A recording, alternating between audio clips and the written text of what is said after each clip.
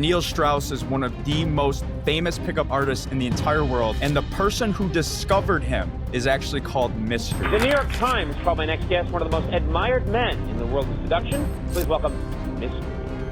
Erik Carlberg is Mystery's agent and wingman. How do you make a girl fall in love with you? Okay, so I'll give you the quick version. I see this girl, and I'm very interested in her. Should I show that I'm interested? Or when I go up, should I try to act disinterested and get her to come to me? Directness and indirectness, if you will, exists on a spectrum. I don't know if anybody listening to this right now has read the book, The Game by Neil Strauss. But essentially what that book is and who Neil Strauss is he identifies himself as a pickup artist. And what a pickup artist is someone who dedicates their life to understanding the people dynamics and the social relationships of men and women, to go into clubs and romantically entice people to be attracted to you. And Neil Strauss is one of the most famous pickup artists in the entire world. And the person who discovered him is actually called Mystery. If you read the book, I'm sure you'll know who Mystery is. He has been worldwide famous, being brought up on all these late night shows in major publications. And Erik Carlberg is Mystery's agent and wingman. So Erik, thank you for coming on. And I want to mention one more thing before we get into this. If you're sitting here right now saying, Anthony, why are we talking about pickup artists and dating and all that stuff? Well, guess what? Pickup artists and the game, as Puas call it, is so much more than just going to a bar and attracting a girl. This has everything to do with influencing. You're either influencing someone or you're being influenced. People buy emotions. If you're a public speaker and you want to storytell and talk, you want to evoke emotion. That is a big part of this. And lastly, something I always say, the number one skill in life is being able to understand people and people dynamics. It will take you to places where you can never be before. And that is a bunch of the things that we're going to get into this podcast right now. So Erik, thank you so much for coming on Gross Potential. Thanks for having me, Anthony. Yeah, that's a good introduction to the game, if you will. And actually, the book, The Game by Neil Strauss, is one of the number one recommended books for people that are in sales. So people like as sales managers will recommend their sales team read the book, The Game, because it's about communication and influence, as you said. Yeah, and the funny thing is, the reason I discovered that book is actually from my friend who does high ticket sales. He's a killer in sales, and he's like, yo, you got to read this book, The Game. He's like, it's about this pickup artist goes and attracts women, but everything about it is holding a frame. And holding the frame is very, very important in the game of sales. So with that being said, Erik, my first question for you is, how would you describe who you are and what is it that you do? Yeah, so I would say first and foremost, I do like to identify myself as a dating coach for men to be more specific. But I do happen to have a lot of background in pickup. One of my best friends and business partners is the pickup artist from the VH1 show. So it's kind of hard to detach myself from that label. I even have a superhero pickup name like Mystery. People call me Ablaze within the pickup artist community. I very much prefer the term Venusian artist. So martial artist comes from the word Mars, god of war.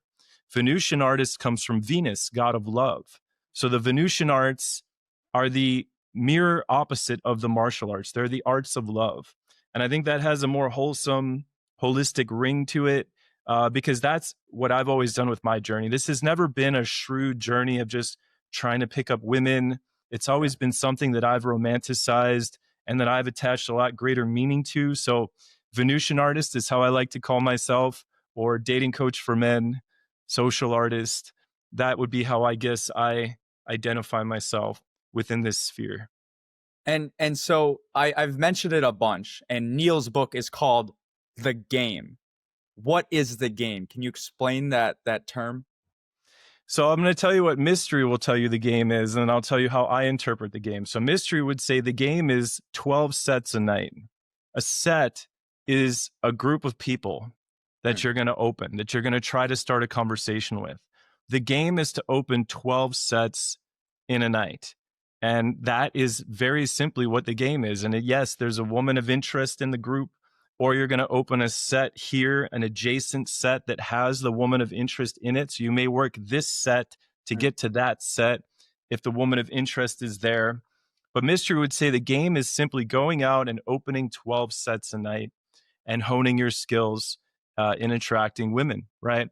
The game for me has always taken on a little bit of a greater meaning, as you alluded to in the beginning of in your opener here, right? It's so much more than that. It's like, it's life, it's communication, it's networking with people, it's how you view yourself, it's your frames, it's your beliefs that you operate through. So for me, the game has always been something that goes up much further than just simply opening sets, starting conversations. Yeah, and Mystery would agree with that too, right? But for practicality purposes, when we're on boot camp and stuff, he always says to everybody, the game is 12 sets a night. That's what it is. When we would say we're going out to play the game, that meant we're going out to do a minimum of 12 interactions in a night. Gotcha. So that's approaching 12 different people. 12 distinct sets. Gotcha. They can be mixed sets, groups of men and women. They can be just a set of women. It can even be a single set. Although we typically go by group theory, because women are rarely alone. There are the women that go out solo, or their friends aren't there yet, or their friends went home for the night and they're staying out. But generally speaking, women are out in groups. So we open 2 sets, 3 sets, 4 sets. We open mixed sets, again, guys and girls, right? What is group theory? So group theory is basically what I just explained to you. It's the idea that women are often not alone. They're out with friends. So as opposed to thinking, how can I find a girl that's by herself, or how can I get her friends to go away so I can work her and get to know her? We want to address everybody in the group. We want to befriend everybody. The path to the woman of interest is often not a straight line to her. It's often through her friends. So we want to demonstrate our personality, not just to her, but to everybody in the group. And when she sees that her friends and everybody likes you, you're much more likely to get signs of interest from her, as opposed to what we often see in this day and age, which is a guy going straight for the girl he wants, demonstrating his charisma and hitting on her directly and making her decide on the spot if she wants to entertain a conversation with you. Right? If you open a girl directly and tell her you're pretty and you're interested in talking to her, you are making her decide in the moment, do I want to chat with this guy for the next 5 minutes, 10 minutes? What are people programmed to say? No. Right? So now it's a more effective way of giving her the opportunity to hear a few of your sample songs before you ask her to purchase your whole album. Okay. So let's just imagine for a second. Let's just say I'm out with friends and I'm in a brand new city and we're at a bar. I'm with my friend and like, I'm just going and I want to go and I want to meet people. And I find this girl very attractive. I'm like, you know what? I want to go start a conversation with her, but she's in a group with 3 or 4 girls.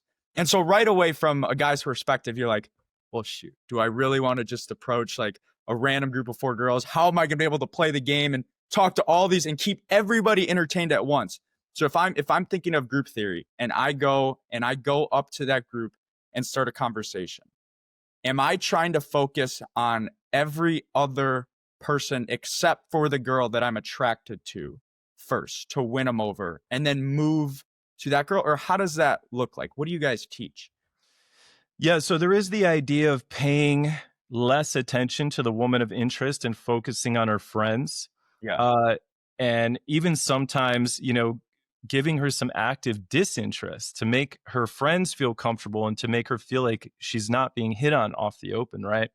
But generally speaking, when I open a group, I want to address everybody in the group, and I won't necessarily treat her any differently than the others in the group. If she's giving me some kind of, shit test or pushback or anything like that, then I may give her a little bit back, I may say something playful like, wait your turn, and then go back to the material that I was running, right? But generally speaking, I want to open the whole group and I want to open with something that's interesting, that they're going to find interesting, a conversation starter, not just, hey, what's going on over here, ladies? Hey, looks like the party's over here. No, I'm going to walk up and I'm going to give some value. I'm going to give some sort of value in the form of conversational fodder, something we can chew on for a couple minutes so they feel comfortable with me. Well, so what are some of the best ways to go and start a conversation? So And a classic, go ahead. so I'll just give you an example. Like, obviously I've read the book and there's a couple different ones. I think one of them is a cold reading and it's like the cube. I think another one that Neil Strauss mentioned was the jealous girlfriend opener. And I had a magician on this podcast a couple weeks ago and he's like, yo, guy or girl, if you just want to go and start a conversation with someone and lower the defense, because a lot of times when you go and try to start a conversation, this person's like, oh, he wants something from me or whatever it is. But magic is a great way to do it because you're providing pleasure in a way and entertainment. And it's a great way to lower defenses, build some trust, and then start a convo. But in your opinion, what are the best ways to go cold approach and start conversations with strangers? Well, just to clarify too, Mystery is an amazing illusionist. I mean, like Chris Angel's style. He can do some amazing sleight of hand. Wow. And it's really conducive to cold approach. It's not pulling out a deck of cards. He's not making a hanky disappear. You know, he'll take a cigarette from a girl when she's done with it and put a live cigarette out in his hands, right? He does some really cool stuff, some amazing sleight of hand, and it's super high impact.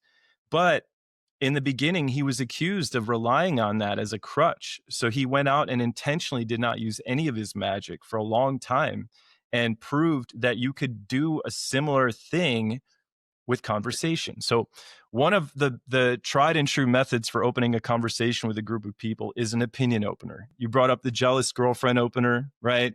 There are different opinion openers out there. We usually start with a false time constraint as well. So we'll say, hey guys, quick question. I got to get back to my friends in a sec. They can't behave without me. Friggin' savages.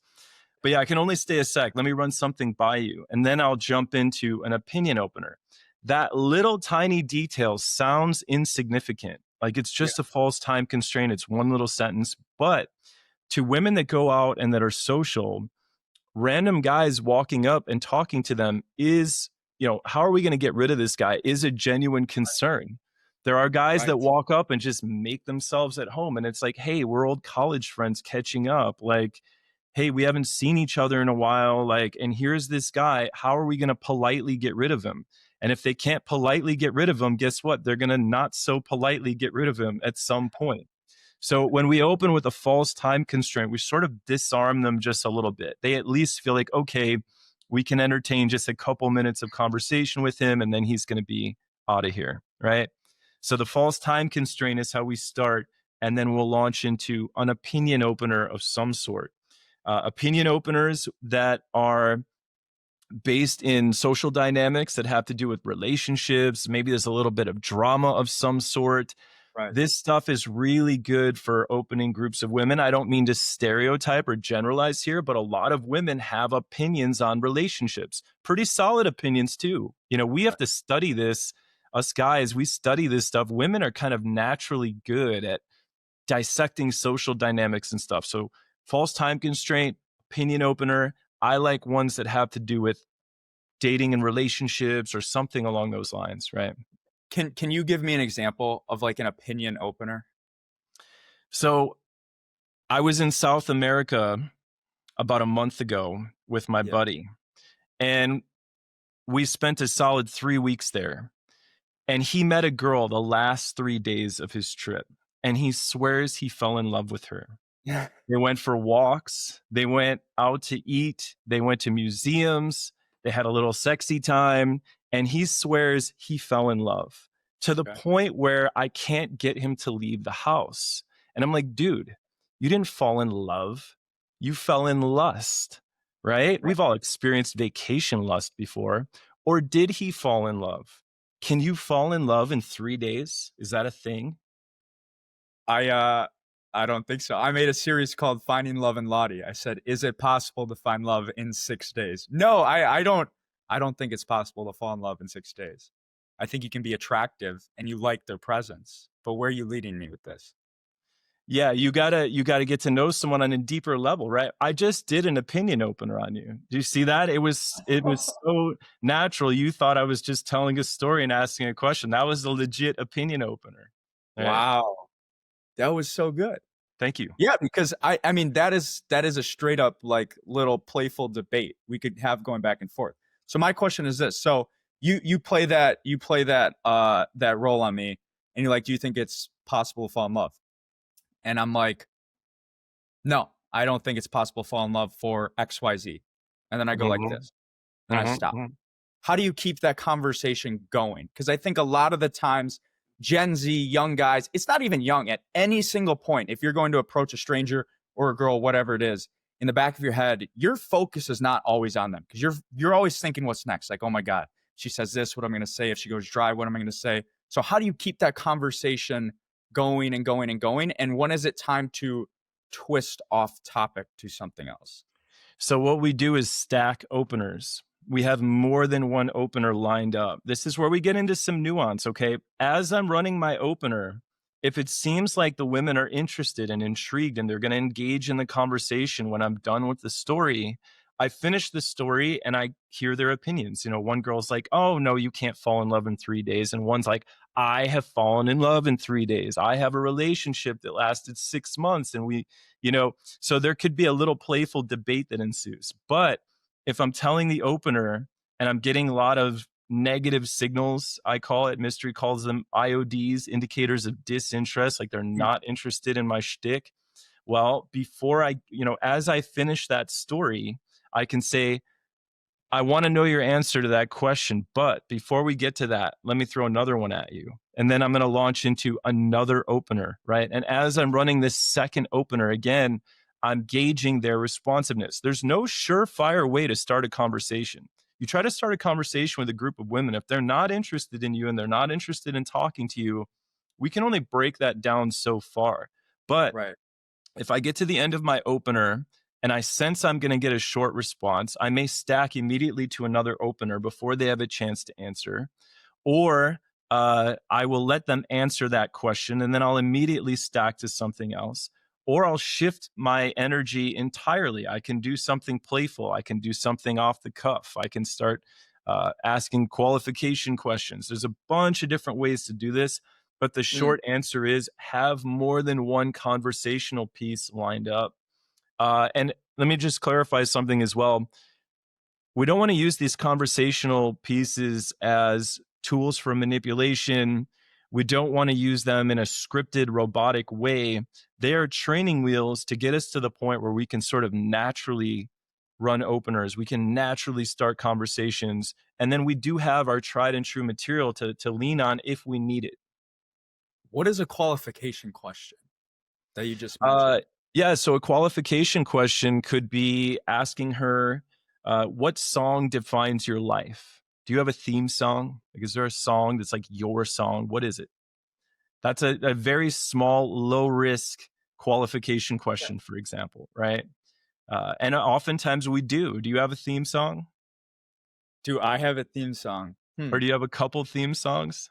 I have artists like, for example, Tate McRae. I think a lot Mhm. of stuff she's done is like break up relationships, but there's just like a fire and like an fu energy to her songs that I really embody. It's like I've been the underdog a lot of times in my life.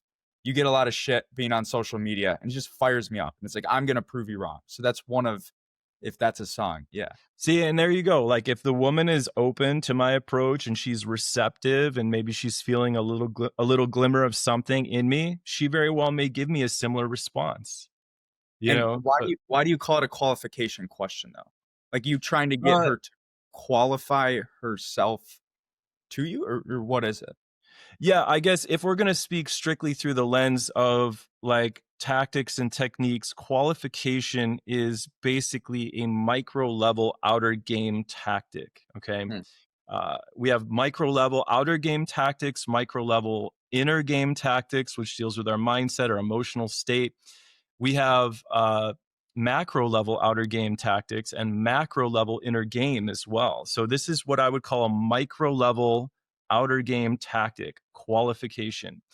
Basically what I'm doing is I am asking her a question and trying to get to know her. It's a very small, little, Hmm. tiny question, but it opens the door for me to ask her more interesting questions. It opens the door for me to demonstrate some sort of attraction for her, interest in her. So qualification questions can be small and simple and easy and fun like this one, or they can be deep and intense, right? When you're getting to know a girl, when you've been seeing her for a few months, you might get into some really heavy qualification, rapport building style questions. So what we're doing is we're trying to just slightly crack that door open to getting to know her by giving her something easy and little to Okay, so on the deep thing, like, I think something that I really yearn for, and I know that everybody yearns for this, it's connection, human connection.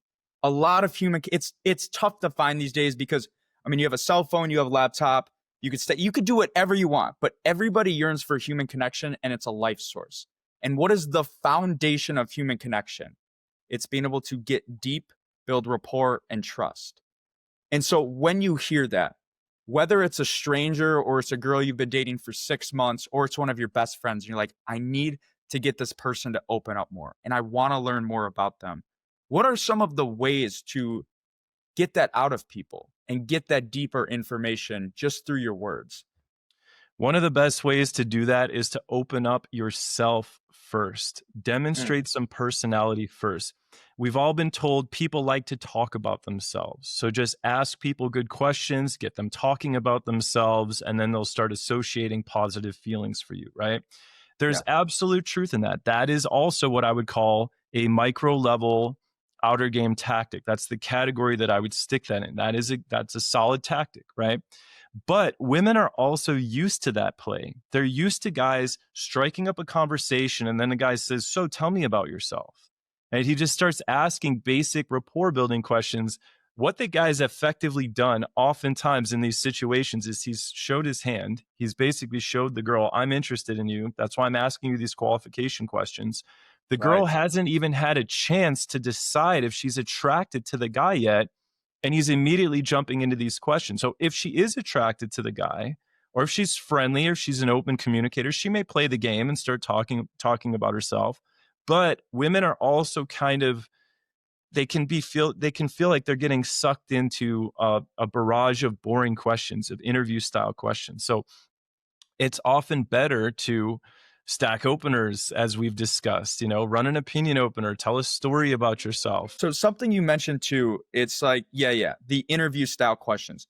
Nobody wants to be bored. It's someone that I love to listen to. Her name's Vanessa Van Edwards, and she studies people, and she has a course, Teach You People Skills.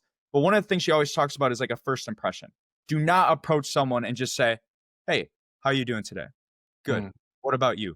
Boring. You run on autopilot, like your mind is on a script. She says, come up and say, howdy, how are you doing today? And if I'm going to answer, I'm doing fantastic, or I'm a 7 out of 10. I look better than I feel on the inside. Something like that to keep the conversation going. But a whole thing, so a whole nother part of that is like showing interest though. I think that's something that a lot of people struggle with is like, man, let's see if I see this girl and I'm very interested in her.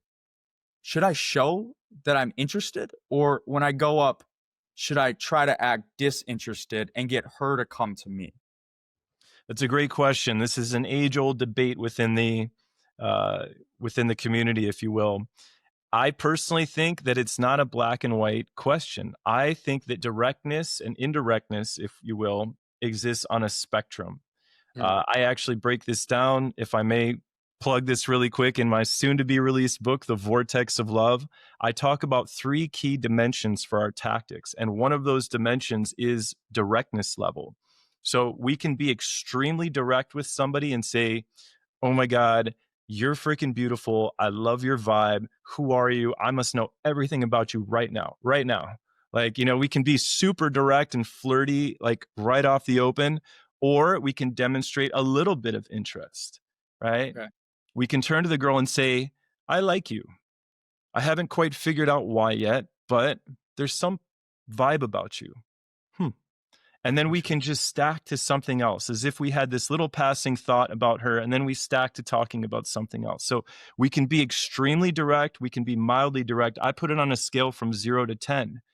0 to -10 are our indirect tactics. Now, This is not to be confused with being manipulative, okay? Sometimes it's not appropriate to demonstrate interest in her right away if we're approaching her group.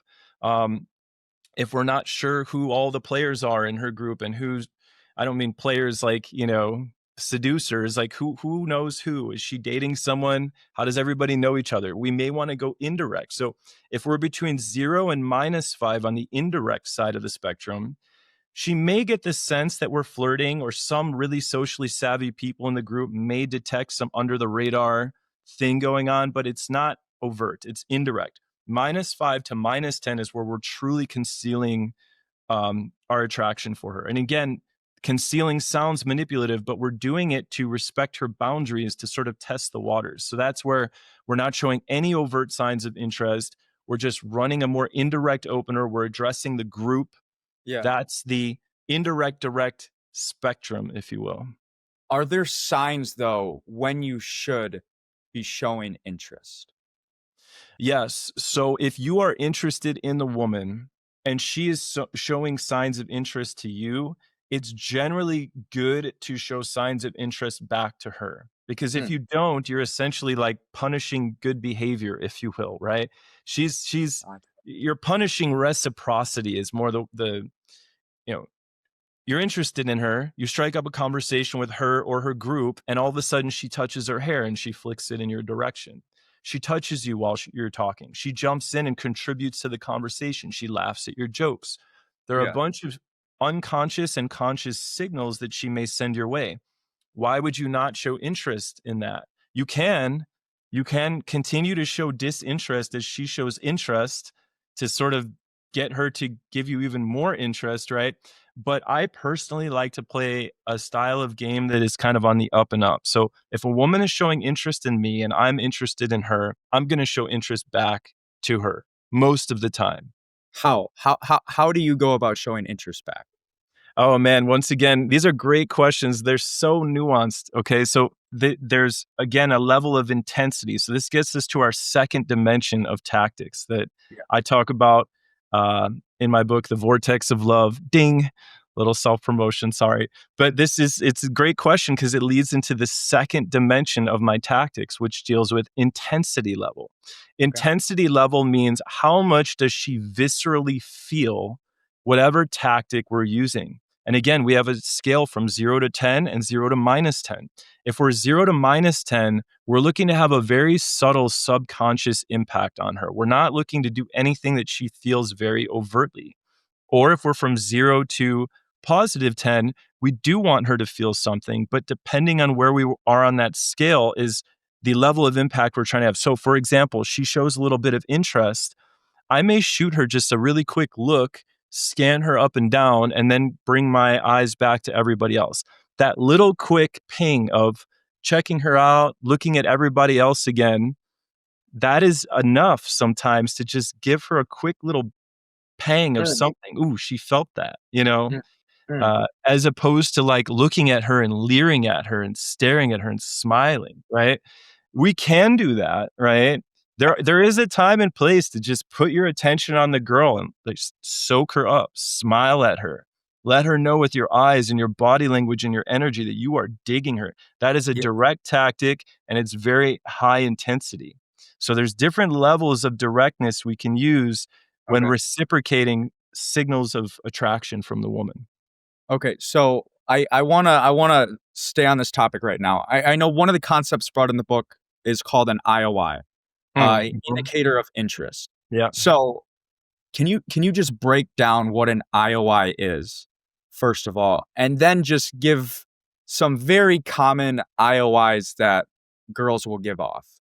So I'm going to give you the dictionary definition of what an IOI is because it is a term coined by Mystery. So if I'm going to speak on his terminology, I'm going to give you kind of the textbook definition. So an IOI is a conscious or unconscious signal that a woman will send when she is in the presence of a man that has demonstrated high survival and replication value. That would be kind of the technical term for it as Mystery would describe it. When in the presence of a man of high survival and replication value, women will consciously and unconsciously ping him with signals or indicators of interest. Gotcha. And what are some of those signals? So the subconscious ones can be scratching the wrist, it can be touching the hair unconsciously, it can be dilated pupils.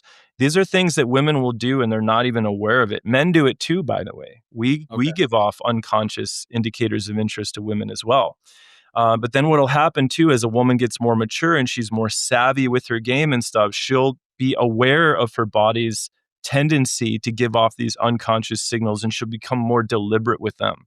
So she may intentionally touch her hair and flick it in his direction. She may intentionally touch her arm to see if we look in her direction. These are the very, very smallest low intensity indicators of interest. Yeah. And then there are obvious ones that are even higher, right? If the girl grabs you and starts making out with you, that's a pretty high intensity, direct indicator of interest. Fair? Okay, so let's just say friends talking to a girl at the bar and I'm watching this conversation go down. Mm-hmm. And like I could tell the girl's interested, he may not. But some of the stuff she's doing, she's twirling the hair, she's scratching her wrist, she may give a playful touch on the shoulder. Mm-hmm. Maybe she's licking her lips like that or bringing it in.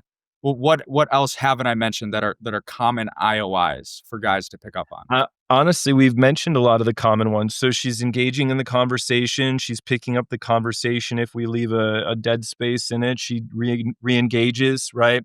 She touches us. She laughs at our jokes. Her pupils are dilated. She licks her lips. She looks out at our eyes and our lips. She gives us a little triangle gaze, right? She seems a little bit tense and nervous, but in a good way, not like she's afraid and wants to get away from us, but similar to we can get nervous around women. Well, guess what? Women can sometimes get nervous around guys they're interested in as well. So, body language facing us, feet facing us, gestures in our direction, blocking out other things in the room. These are all pretty good signs that she's attracted, or uh, she's at least engaging in friendly banter. That's a thing as well. There are some times where a woman looks like she's interested and she's actually just being polite and social. Yeah. So there's a fine line there. I think, it's interesting because I'm a student of human nature and body language. I find this stuff fascinating. And one of the things I always look for, and I'm conscious of what I do in a conversation, is where my feet are directed. If my feet are fully facing a person or if their feet are fully directed towards me, I know they're interested in some sort of capacity. This could be at a networking event, it could be at a bar, whatever it is, but I know they're engaged with me. But as soon as those feet twist the opposite way and the body's there a little bit, I'm like, does this person really want to have this conversation right now? And that's always going in the back of my mind. But I have an interesting question with that. Do you ever use that, though, as a tactic? Like on purpose, point your feet away? Because it almost makes the other person have to feel like they need to prove something to you. And they need to keep qualifying themselves and keep coming to you. Do you guys ever use that directly facing your feet the opposite of the person you're talking to? Yes. So I call this rapport bending. Okay. If I'm in conversation with somebody and I want to test and see if she's attracted to me, a reciprocity test, if you will, or an attraction test to see if she's engaged, I don't want to necessarily break rapport because, again, I don't want to punish. I don't want to use punishing negative tactics, right? Generally speaking, I want to use negative tactics, which is, by the way, another dimension of tactics. Okay, but it's so interesting how you're hitting all of these bullet points here. But yeah, so in conversation, as I'm talking to her, just to see if she sticks to me, I may shift my body language to the side a little bit. Does Wow. her body language shift with me? Does she look in my direction or does she seem to shift the other way? So I will do a little bit of shifting like this to see if she's sticking to me. Another And term for this would be called getting sticky, being sticky. Is she sticking in the conversation? So interesting. absolutely. We will use all sorts of little subtle body language tactics, micro level outer game tactics, again, to stimulate attraction in her and also to test and see if she is in fact attracted to us. Do you have stories? Any stories that come to mind with the I got body language lots stuff? of stories, guy. I got lots of Let's stories. hear a story. I changed some of the details here and there. Uh, So none of these stories are, I try to be, even in my book, I say, look, these stories are derived from my life, but they're not explicit. I do believe that relationships and these things are sacred, Mm.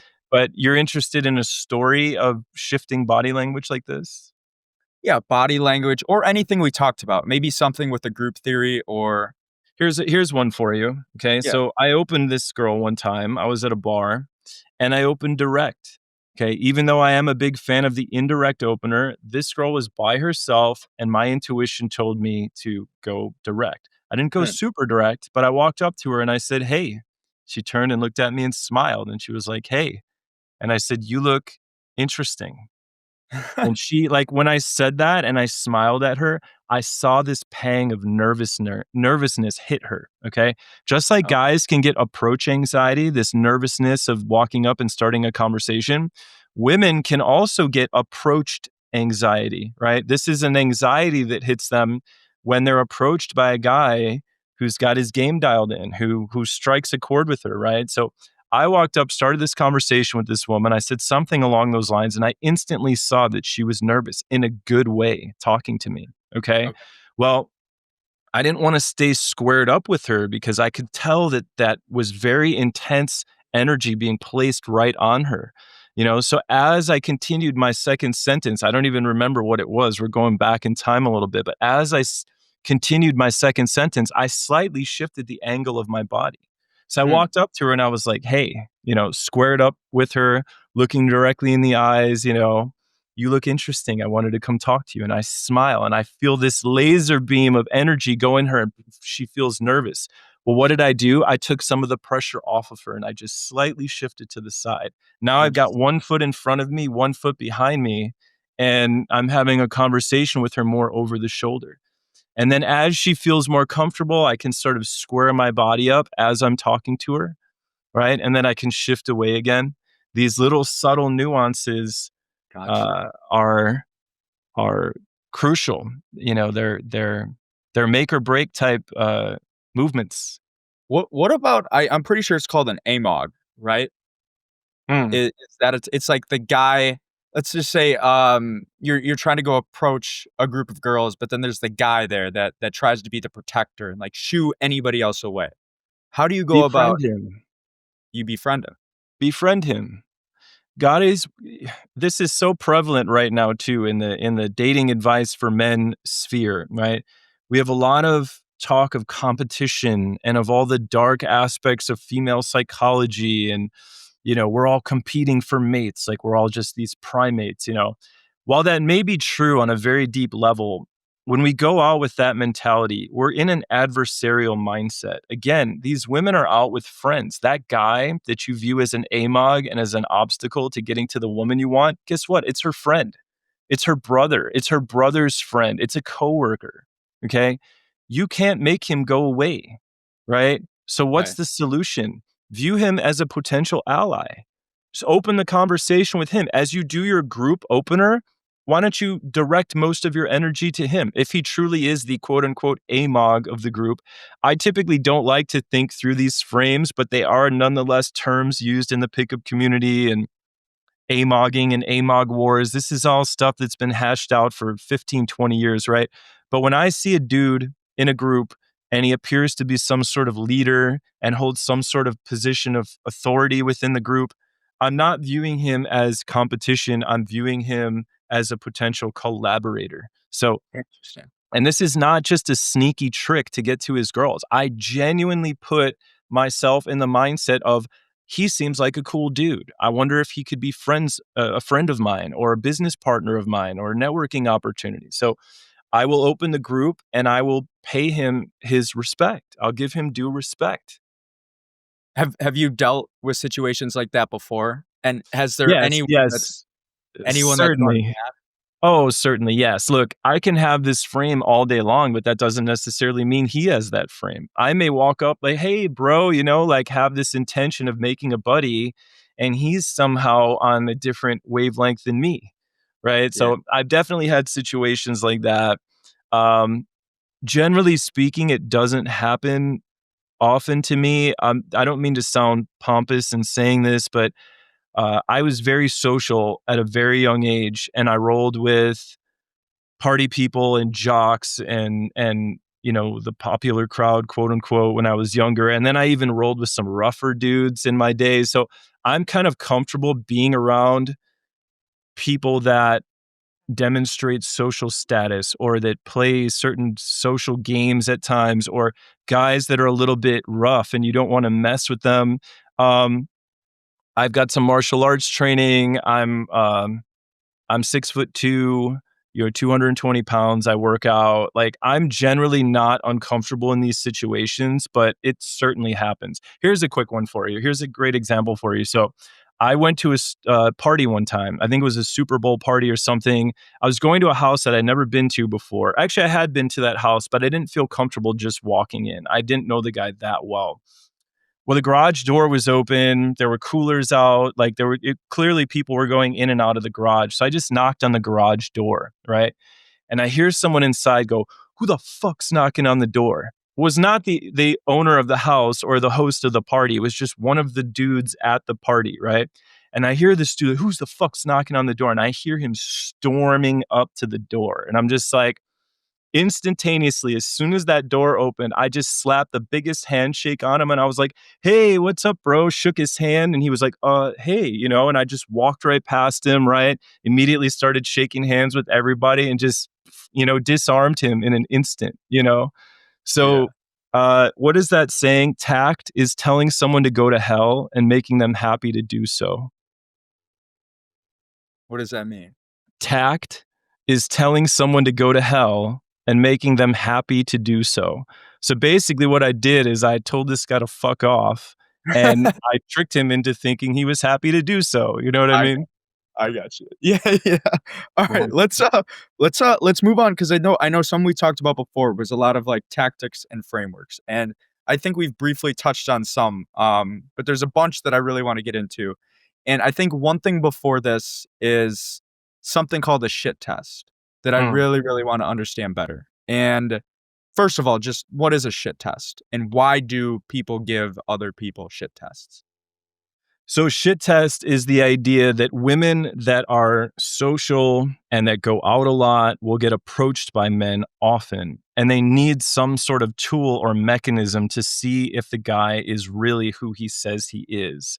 Hmm. So they will often give the guy a little bit of attitude or push back on him a little bit or be kind of cold to see if he crumbles or if he holds his frame and remains strong. That is the theory behind the shit test. Well, just to clarify, one of the problems with the shit test theory is sometimes the woman's not shit testing. She genuinely doesn't want to talk to you and she wants you to go away, right? So sometimes you get guys that are like, "Oh, she's just shit testing me." And they stay in there and they stay in there and they stay in there. And then finally the girl's like, "Will you fuck off?" Look, when she tells you to fuck off, it's no longer a shit test, okay? She wants you to go away. So, but anyway, that's kind of the theory of the shit test, is it's a test to see if you're truly a man, quote unquote. Are you really rooted in who Right. you are, or are you going to crumble? What's what's the best way to respond to a shit test? Is there strategy behind it? There are a few different ways to respond to shit tests. You can ignore them completely and act as if you didn't even notice it, as if you don't live in that world. People don't shit test me. So if a Mm. shit test, I don't even recognize it because it's so foreign to me. I don't comprehend it. And therefore, I just continue to stack forward with whatever I'm doing, whatever material I'm running, and so forth, right? Or you can sort of give her a shit test back that lets her know that you get what she's doing, you understand the need for it, but you're kind of above that, right? Before we go more on that, can you just give us an example of like what one of those would be? Yeah, so I'll give you one of each, right? Like an example of a response to a shit test could just be going, "All right, none of that," right? So let's say I Mm. do my opener that I told you. "Hey guys, quick question. I got to get back to my friends in a sec. They're freaking savages. They can't behave without me, but I need to ask you a question real quick. Can you fall in love in 3 days? Let me add some context." And then as I start to get into the opener, this girl goes, "No," right? She just interrupts me and go, "No," like that, right? I can just go, "All right, none of that, none of that," as I was saying, and then I can continue to stack Yeah. to my opener, right? Yeah. And yes, there are some girls that will fight back again from that. She says no, and I go, none of that, none of that. And she's like, yeah, what are you gonna, you know what I mean? And all of a sudden I'm in a fucking argument with some random girl, right? That is an example of a girl who is not shit testing. She's genuinely being antisocial.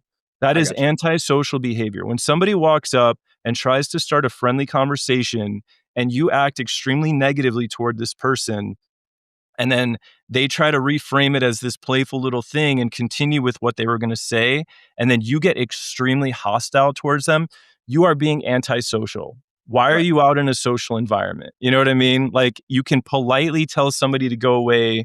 There's generally no need to be so rude, okay? But there are some guys that do not take a hint, and they need to be Yeah. told a little bit more forcefully, hey, we're really just trying to have a girls' night. Thank you for trying to talk to us, but no thank you. There is a time to do that, right? Yeah. So that would be an example of sort of hitting her with a little bit of a negative tactic to match her negative tactic, if you will. Okay. And an example of ignoring it, I remember one time I walked up to a group of women and opened the conversation, and there was one girl in the group who was making all these weird faces. She was kind of like, he was like doing these weird faces, right? And all of her girlfriends were just like completely listening to me and completely ignoring her, right? So instead of being like, "Hey, why are you making faces?" right? I just ignored her too. And then there were three girls and me like having a conversation, and there was one girl awkwardly making faces off to the side. So that would be an example of like, sorry, my brain doesn't even comprehend what you're doing, right? I think at one point maybe I just kind of glanced at her like this and then went back to her friends. So I just gave her Yeah. a little kind of like, and then went back to her friends and talked to them. Yeah. Many, many different ways to do this, thousands of ways to do this. It's limited only by your imagination. I saw a reel the other day of this guy I follow. His name's Lucas Paxter, young entrepreneur. I really like his stuff, but he made a video about a shit test. Hmm. And he gave the example that one time he was with this girl that maybe he was dating or he's taking her out. And in the middle of her date, the girl pulls out her phone and says, look who just DM'd me, and hands him the phone. And I think it's some rich guy or whatever it is. And he's reading the DM and he's like, why are you showing me this right now? And I can't remember what he did to pass or if he did pass the test, but it's like stuff like that. Like you'd categorize that a shit test. Yeah, so there's shit tests like off the open. There's like congruence tests, which is basically the same thing, where a woman is going to a shit test is a congruence test, and a congruence test can also be considered a shit test. Um, Yeah, and there are different ways to handle it. Again, not all women shit test, though. This idea that all women shit test is not true. There are some women that shit test, so we should have a few tools in our toolbox for handling shit tests if they come up. Generally speaking, if a woman gives me too many shit tests, I'm not interested in her. I Yeah. like to I like women that are interested in me and that are social and friendly and open. I don't want to play too many negative games, right? Like my fiance and I, we didn't shit test each other. We Mm. met up with each other. We were really kind and nice to each other, and we had great conversation. You know what I mean? So I don't like it when a woman shit tests me or pushes back against me. But, for example, something like this that happened, again, so many different ways to handle that. Like, you could actually take the phone, and instead of being like, why are you showing me this? Right? Like, it's a disrespectful thing. You can look at it and be like, oh my God, that's amazing. Like, this guy's famous. You're talking to a famous dude, right? Like, invite him out. Like, tell him to come out like tonight, right now. I want to meet him. Right. Yeah. That's generally a better way to handle that. You know what I mean? If I'm out with a girl in a bar, in a social environment, and I'm with her, she's my girlfriend, or let's say she's not even my girlfriend. Let's just say she's some girl that I struck up a conversation with, and some other dude strolls in and she starts showing more interest in the guy, right? The worst thing I can do is like get butthurt about it. You know what I Right. mean? That just shows that I'm being weak. Or if the guy is hitting on her, I can give her a little nudge and say, it's your new boyfriend. I like him. I He's like cool. that. Look at, he's got big muscles. Yeah.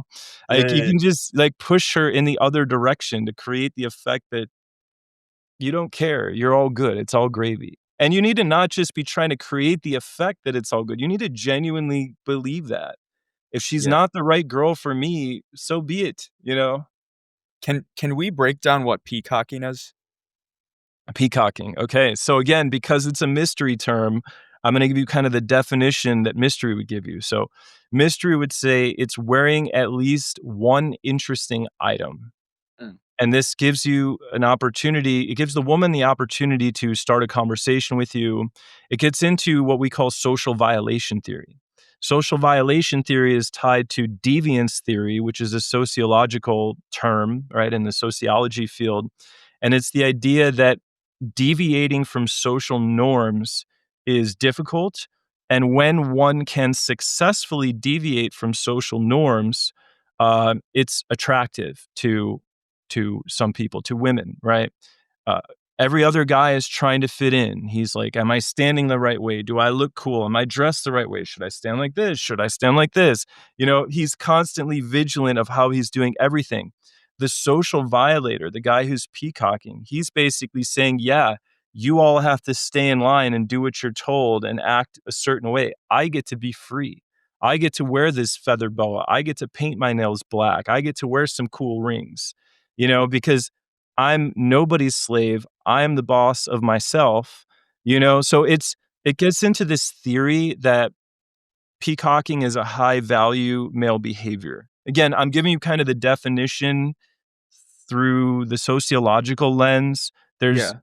obviously points that we could debate there about conformity and deviance and which is better, or if neither are better. It's kind of two sides of the same coin, but that would be what peacocking is, wearing at So least one interesting item. so if I'm trying to dress up in a way to look more seductive or charming or to capture people's attention, what are the best ways to peacock? You mentioned rings. What else? You seem like a very clean cut dude. You have a very classic, like good looking, almost model esque. Imagine if you went out dressed like yourself, nice and polished and clean, but you had a chunk of blonde hair in the front. Or imagine if you went out dressed like this, but you had some cool, elaborate necklace or ring, or maybe your nails were painted, right? That could be just a little tiny edge to separate you from the pack. Mm. That would be an example of one way that you could. I'm not saying I recommend you do it. I think that people should be who they are. If you're the guy who likes to be more mainstream or you fit into a certain category, do you. You know what I mean? Yeah. But if one wanted to peacock, if you want to pop a little bit more, just think of creative ways that you could just give yourself a little pop. You don't have to do it like Mystery, where he goes all out, right? Where he's head to toe peacocked, Yeah. but you can. If you want to do that, if you feel like that's who you truly are, you live in a world where you can express that. What So, what about negging? Because I know that it's got some negative connotation today, but it is a huge part of Neil's book, The Game. yeah. So do you So want I'm to here. I'm again giving you dictionary definitions, right? And this is I can't wait till Mystery watches this, because I truly believe that I know Mystery's material better than just about anybody out there. But a neg is a statement or action to temporarily disqualify oneself from being considered a potential suitor. Mm. Okay. It's a statement or action designed to temporarily disqualify oneself from being considered a potential suitor. So the theory is that when you open the conversation with a group of people, you have your woman of interest, or your target, as it was traditionally called in the original book. I don't like using the term target. That's received a lot of backlash. Um, but you have your woman of interest, and you may say or do something to make her feel like you are not a potential suitor, right? Like you could say something to her like, "You're almost my type. I like you." Mm. Right? Or you could just show her a little bit of even disinterested body language, something that makes her feel like you're not hitting on her. And the Yeah. reason we do that is to establish comfort, to make her feel comfortable with our presence. We're not there to hit on her.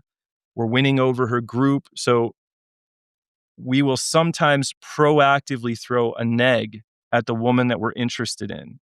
Mystery will do this 80%, 90% of the time. He's a big believer. When you open the group, you find the woman that you're interested in and you give her a neg. You're going to not get along with somebody in the group. Even if you have to select an arbitrary target, as he would say, you're going to not get along with somebody. But the ideal response is laughter. It should be playful. It shouldn't be demeaning. If you read the original definition of a neg, it sounds a little dicey, right? But we've sort of modified that, and it should be the result of a neg should be laughter. For example, So we want her to laugh. it's like a little chirp, right? It's good humored ribbing. It's like women say, like, "Oh, I love sarcasm." A good relationship has a nice balance of flirt to roast. You're giving her that Yeah. roast, you know. Do you have like go-to negs that you use, or does it kind of just depend on whoever you're talking to? I mean, I have dozens of negs, I have dozens of them, right? Give us I can be give talking to me the group of people, and then I'll just look at her and be like, "You talk too much." And then I'll go back to what I'm saying. She a, hasn't even said anything, and I'll say, "You talk too much." and so All right? what does that do though? Because you say that, and maybe what if a girl takes offense to that? Or Then I either didn't deliver it right or she doesn't have a good sense of humor, right? The goal is to make it sort of like, what, So imagine I open again. Hey guys, got to get back to my friends in a sec. They're savages. They can't behave without me. But I want to ask a quick question. Can you fall in love in 3 days? Is that possible? Let me add some context for you. My buddy went on a trip about a month ago. He was there for 30 days. The last few days of his trip, he met a girl and he swears they fell in love. You talk too much, you know that? Anyway, and then I just stack back to my story, right? They went on walks, they went and got some food together, they went to museums, they had a little sexy time. That's enough out of you. Anyway, I can't get him to leave the house. He swears he fell in love with this girl. And I'm like, dude, you didn't fall in love.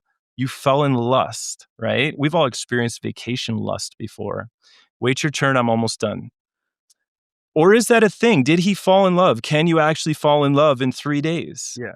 Right? So I'm literally just throwing these negs. We call it the throw and go. I'm throwing negs at her and then stacking back to my story. If I do this properly, she should laugh or smile, or her friends should kind of laugh, right? Right. Once again, no foolproof tactics out there. This is an extreme example where I'm going to hit with 3 fast negs like that while telling my opener. But this is like a quick example for you. And so I know one of the things that you and Mystery do, right? It's you guys run a boot camp. Mm-hmm. So I'm very curious of like, what does a boot camp look like? Yeah, so the boot camp, and we do have 3 major boot camps coming up. We have one in New York next weekend, not this weekend, but the following weekend. We have a boot camp in Vegas at the end of July. We have a boot camp at the end of September in Miami. New York, Vegas, Miami, end of June, end of July, end of September. But a boot camp is either 2 days, 3 days, or 5 days, and it consists of lecture and infield. So the lecture, we go over theory, we go over the M3 model. We go over the Vortex, which is my model. We give guys conversational material and openers and ways to start conversations, demonstrate personality. We give them some negs. We give them some qualifiers. We get them all geared up to go in field. And then we do these complimentary in-field sessions where we go out together to bars, to clubs, and so forth. And the guys have a chance to put to practice what they learned during lecture. And we'll do that for 2 days, 3 days, or 5 days Yeah. with varying degrees of depth in the lectures, So different tiers. Yeah. something I want to know is because I read in the book, and I think he was talking about maybe it was Mystery, like when Neil first started going out, because he did Mystery's boot camp or whatever. So they go Yeah. out, and this was at the start when Neil was like very shy, and he's like he couldn't talk to anyone, and he'd be at the bar like running these openers, whatever, and Mystery's literally right in his ear saying say Yeah. this or don't do this while he's talking to his person right there. And so like Yeah. that are you right in the person's ear and stuff like that, or is it kind of observing from a distance? It's a mix of both. It depends on how many guys we have out. It depends on the level of attention that the guy needs. Some guys we go out with and they just take off. We don't even see them for the entire night because they're just out there like Yeah. meeting people, free birding it. You know what I mean? Like where the hell did Chris go? You know what I mean? Oh my gosh, she's talking to a girl over there, right? Other guys need a lot of attention. They need us to be there right by their side and get a little bit more attention that way. And then most guys are somewhere in between. So we are juggling the social dynamics of the room. We are also trying to socialize and interact with people and potentially pull the clients into conversations as well. Sometimes we're winging the student. Sometimes we're opening the set for the student and then pulling the student in. we're making him open first and then we'll follow him in. So there's a bunch of different stuff that can happen in field. Um, we don't make any guarantees or promises in field because it can just get chaotic, Yeah. it's and yeah, but it's just a whirlwind. It's a frenzy.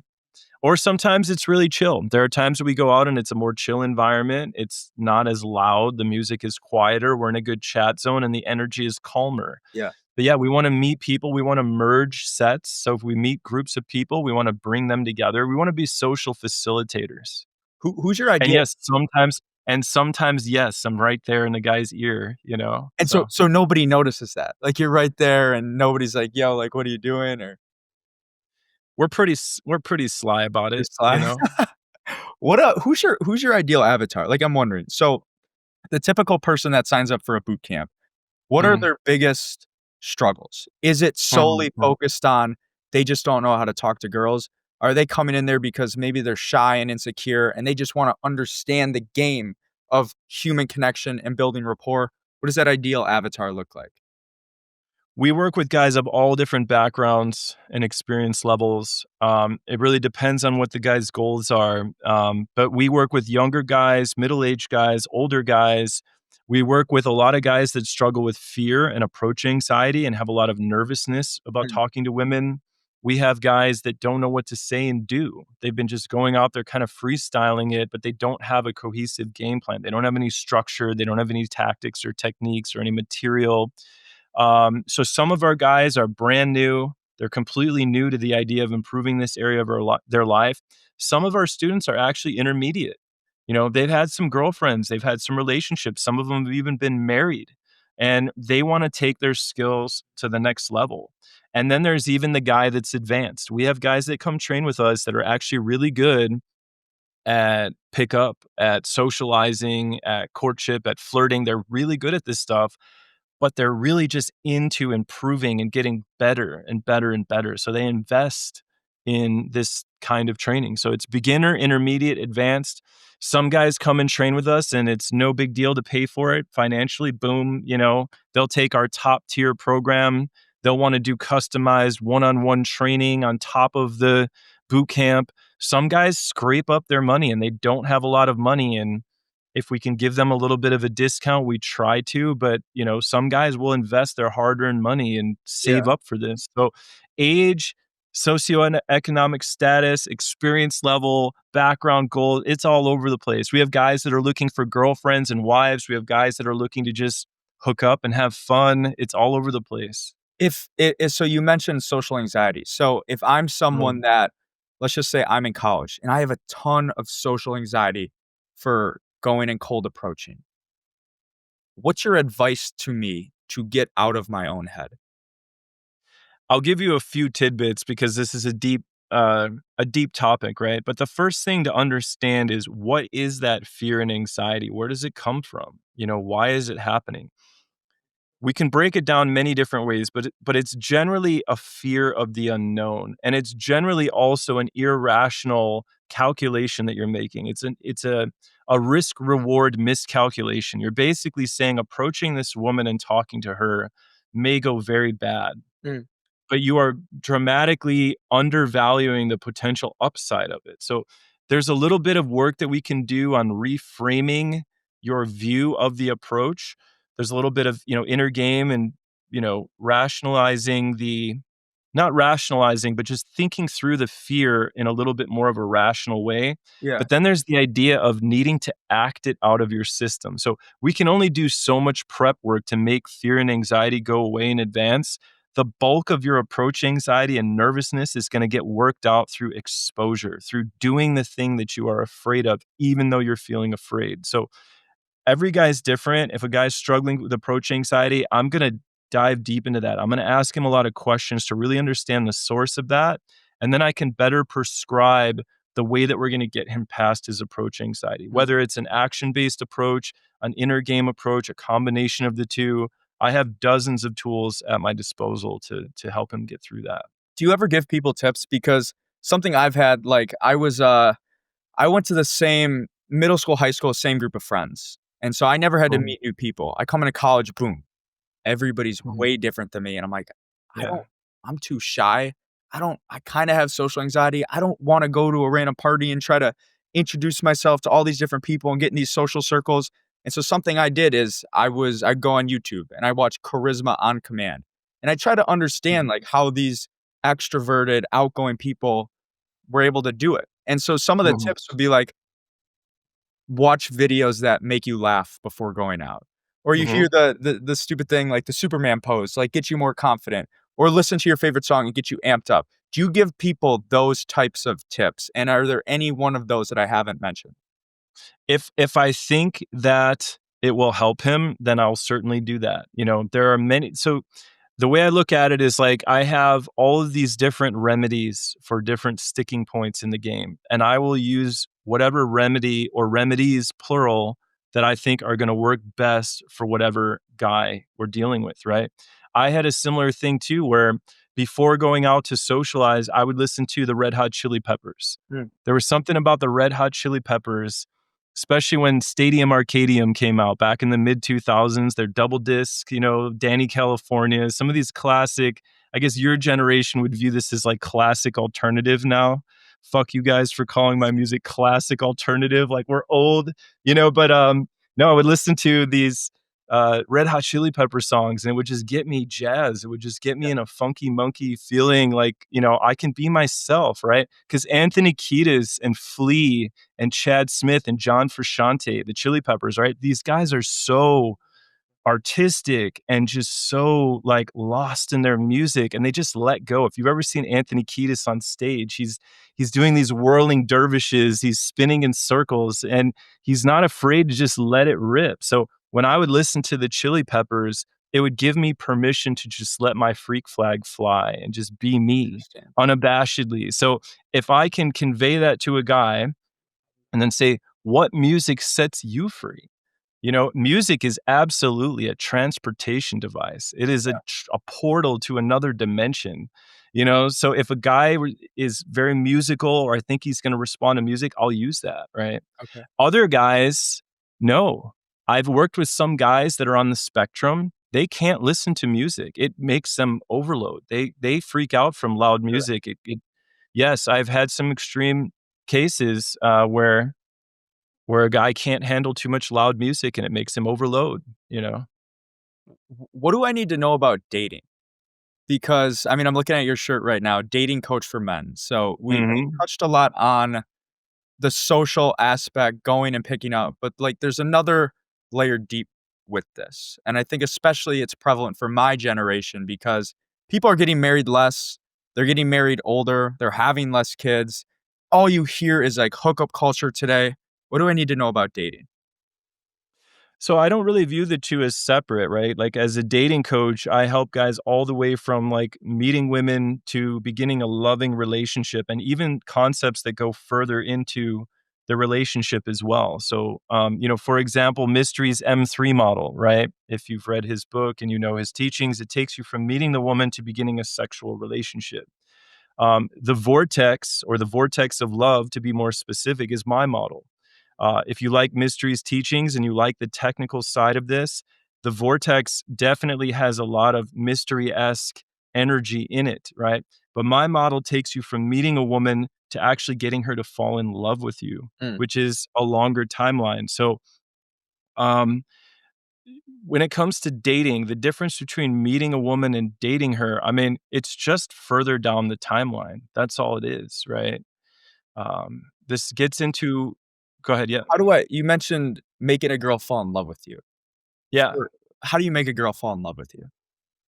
Okay, so I'll give you the quick version. I wanna save some of it for my book, okay? I'm super excited about my book. I apologize I keep bringing it up, like, total, like, self-promotion over here, think but, like, I put years of work into this book, and it is a monster. It's gonna be Mm. like a 750-page, like, magnum opus of, like, everything I know about the game. It is a monster book. It's got theory, it's got tactics and techniques, it's got stories, memoirs, right? But I break falling in love down into 4 key elements, okay? Attraction, psychological bond, physical bond, and an emotional bond. There's a Mm. bunch of detail that goes into that, but if you can build these 4 elements up to what I call equilibrium, which is the amount necessary to fall in love with somebody, she will spiral all the way down the vortex and fall in love with you. If any of those elements are missing or underdeveloped, she will be less likely to fall in love with you. And the degree to which each element needs to be inflated is dependent on what she sees as an ideal partner. Every person has sort of an ideal in their mind of what they're looking for. Some people don't have an ideal. Some people are very open-minded to meeting people in a variety of different ways, or they're open to meeting different types of people. So that is in and of itself an ideal. But the more closely we match with her ideal, according to these 4 key elements, the more likely she is to fall in love. And the 4 elements are what? You said attraction. What are the other ones?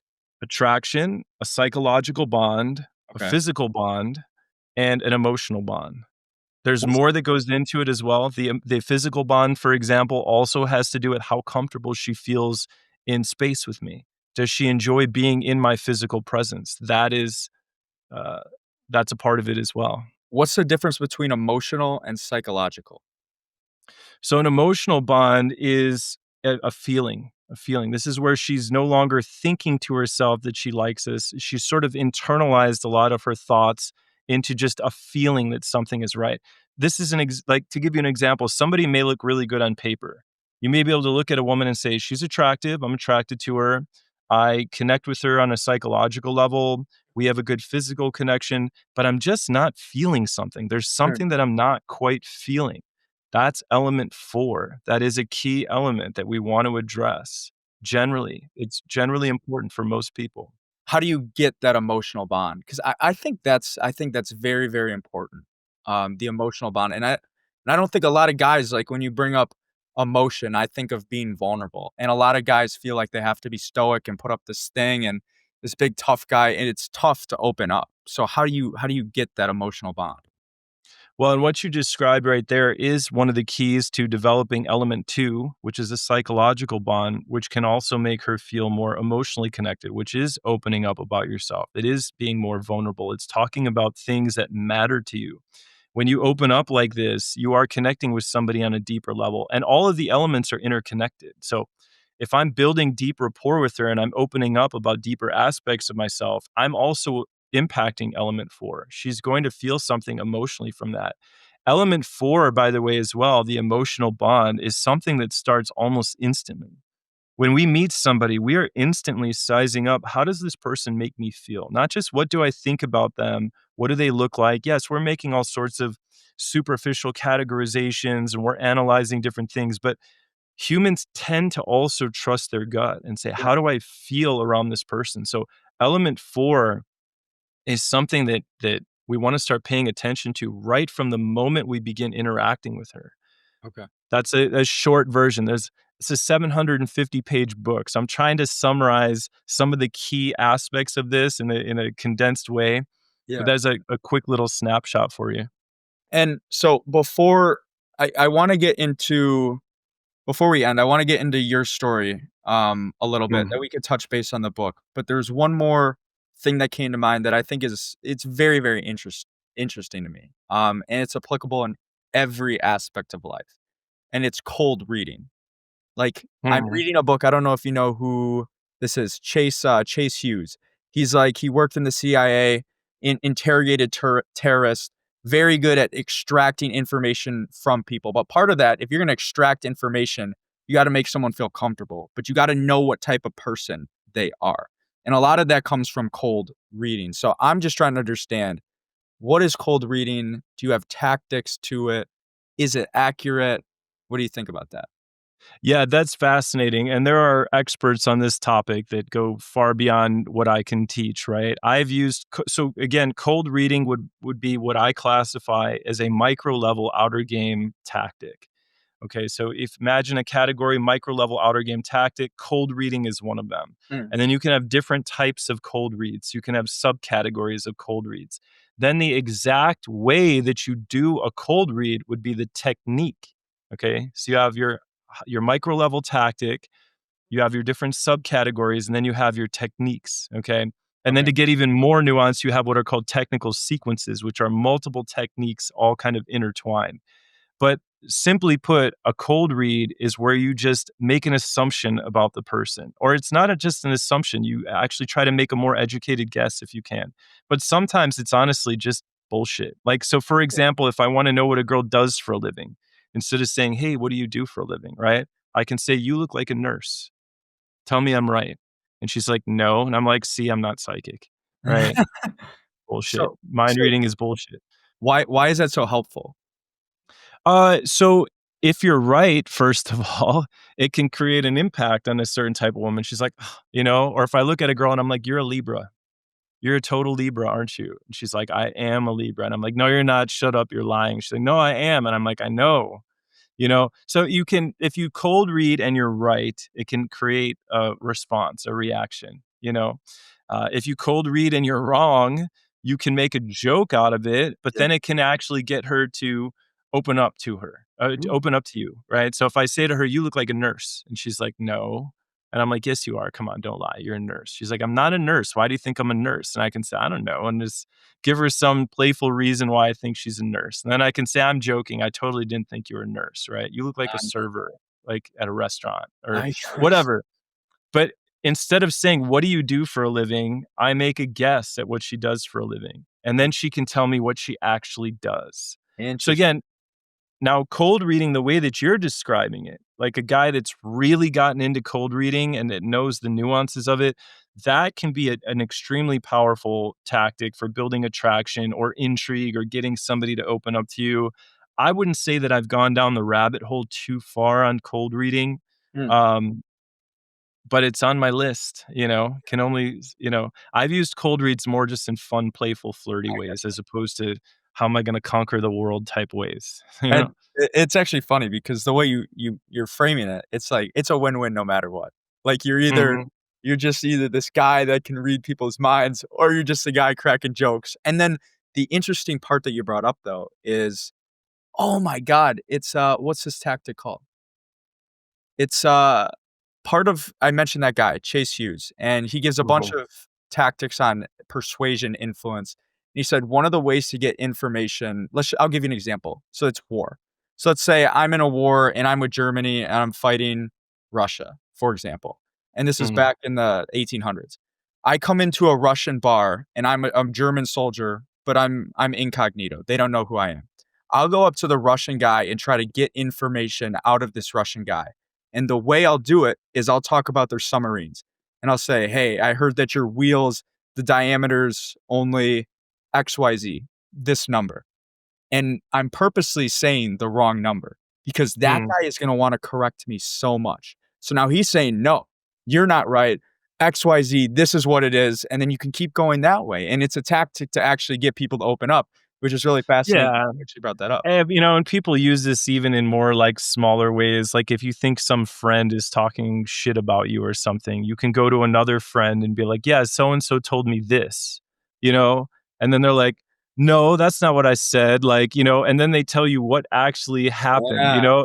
You Yeah. didn't even know that they were, you know what I mean? It was just a hunch you had, so you threw some bullshit out there to extract information.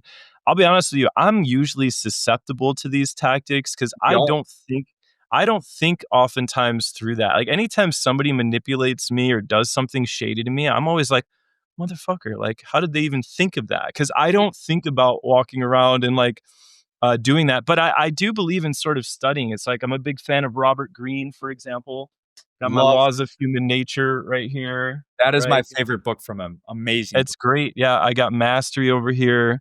I study this stuff as well, and then I sort of attach it to moments in my life, but, generally speaking, I try to just stay in a more positive frame.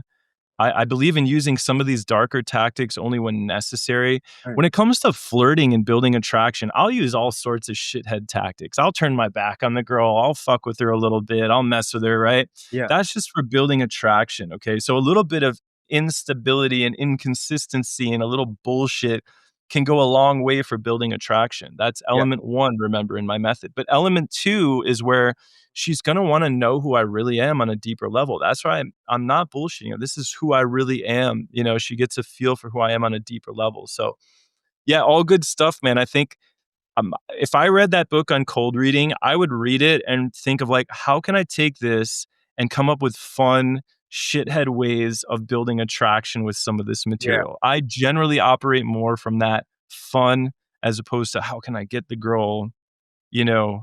But at the same time, I am very strategic and tactical, and I've had to be because I'm a coach too. So, Right. I've developed these strategies for teaching guys too. And I don't know, you mentioned Robert Greene, probably my Mhm. favorite author. I don't know if you've read the book 48 Laws of Power. I've read all his books, all Okay, of so them. you've read 48 Laws of Power. Some people look at that and say, "Why would you ever wanna read that book? You just wanna manipulate people, yada, yada, yada." No, that's BS. In the game of life is power plays. It doesn't matter if you're the Pope trying to get elected, that's a power play. If you're running for president, power play. If you're trying to weave yourself into a social circle, power play. Everything is power play. And one of the reasons you may want to read that book is to understand the game that all of us humans play without even realizing it, and to protect yourself from manipulation. Because as you move up Mhm. into the upper echelons of society, you will get screwed over by the 48 laws of power and all these manipulation games people play. But something you mentioned was darker tactics. And I'm Mhm. not asking this question because we want the listener at home to use this, or I'm not saying that you use these tactics or whatever it is, but it's something just to be aware of in social situations. When you said that, those darker tactics, what comes to mind with that? Oh man, I could write a whole book on the dark tactics that I've seen in this industry, in this scene. There's a lot of it. There's a lot of it. And I don't know. Guys come up with all sorts of rationalizations and justifications for using darker manipulative tactics. Like I'm a big fan of persuasion. I'm a big fan of influence. I don't think there's anything wrong with trying to be persuasive, right? If you have a good product or service and you want somebody to take a look at it, believe in your product and service, be persuasive, influence them, right? That's not the same as manipulation. Manipulation is getting somebody to do something that you want them to do with your interest at heart and disregarding sort of what their interest is, right? Mm, That's kind of what manipulation is. And unfortunately, there's a lot of that, not only in the dating and pickup community, advice for men. There are a lot of manipulative books written for women too. There are books written about how to manipulate men out of money. There are books written about how to snag yourself a rich dude. There are books about, all sorts of stuff. So it's not just one side or the other, but my industry is definitely chock full of advice that one could consider dicey. That's one thing that I'm very proud of about my book. I want my book to actually be read by women. I want women to read my book and endorse it. Most dating coaches and pickup artists don't want women to read their stuff because they're terrified of the response they're going to get. But just to give you, I'm sorry, a quick like example of a manipulative tactic would be, to try to undermine a woman's confidence, to make her feel insecure about herself. This is one of the big criticisms of the neg, for example. If you read the original definition of a neg, it did talk about lowering a woman's self-esteem. You know, yeah, I think that there's nothing wrong if a woman is acting better than me and cooler than me, and I have to do something to just sort of burst her bubble a little bit and bring her back down to earth because she's mistreating everybody. I don't view that as a negative tactic in the truest sense. I'm giving her a little dose of negativity to bring her back to the positive. But if I'm doing that to somebody who doesn't deserve it, I'm just trying to burst somebody's sense of self-worth so that I can greater control the situation, mm, so I can lead them to where I want them to go.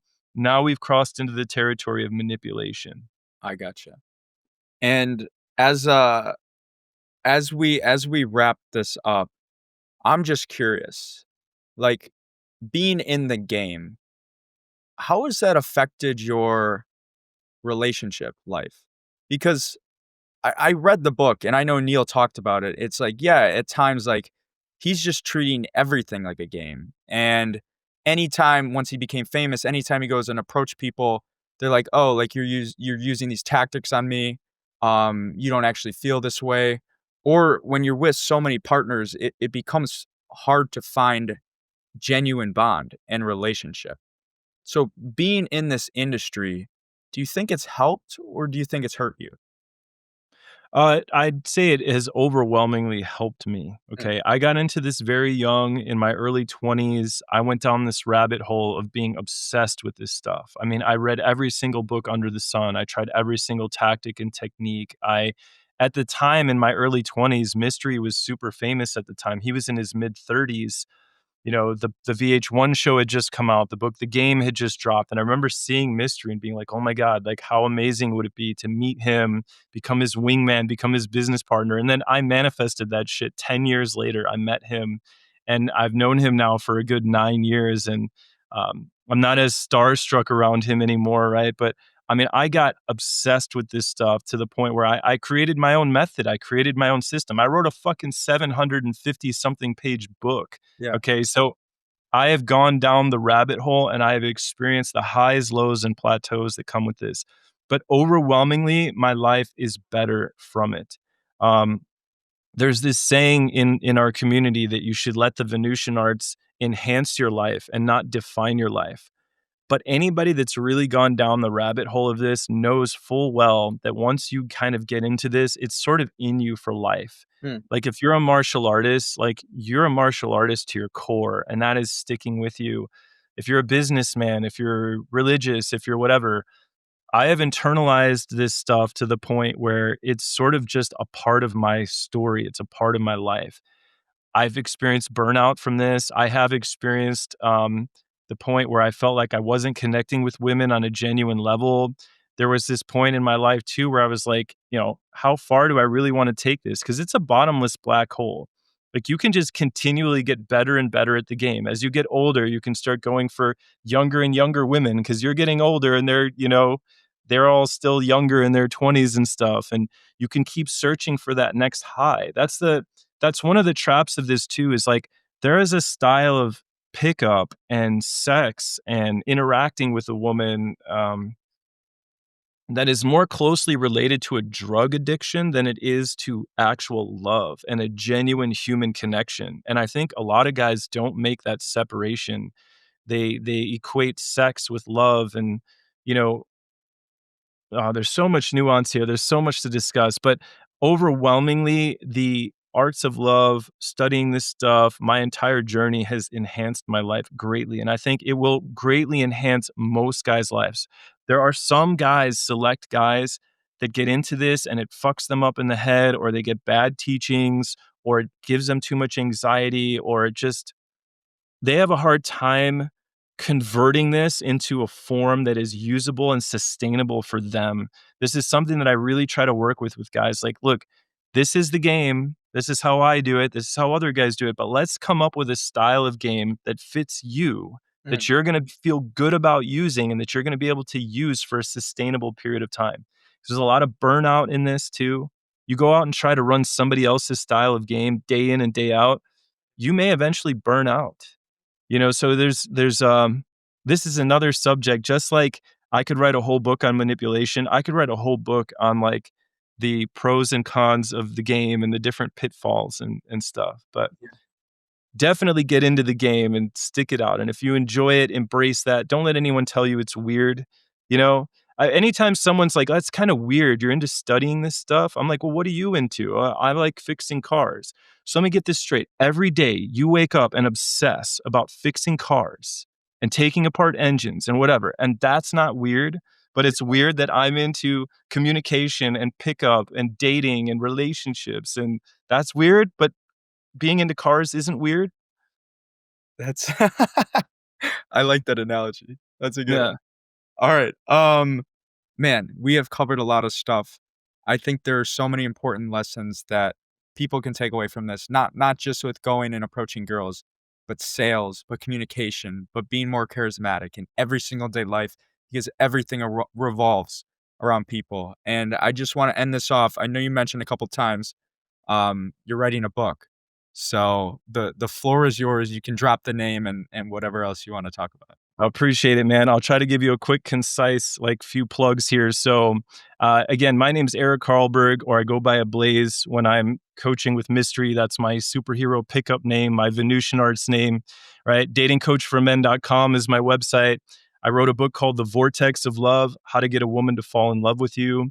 It's a monster book. I put my heart and soul into it. It's not a lead magnet. It is a self-contained product. You can buy this book and read it and never pay me another dime and watch your game explode. It's going to be dropped in the next month or two.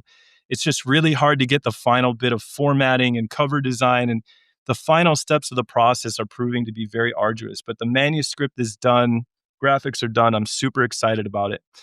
Mystery and I have some boot camps coming up at the end of this month, June 25th, 26th, whatever that Wednesday or Thursday is, the 25th or 26th. That's when the boot camp starts.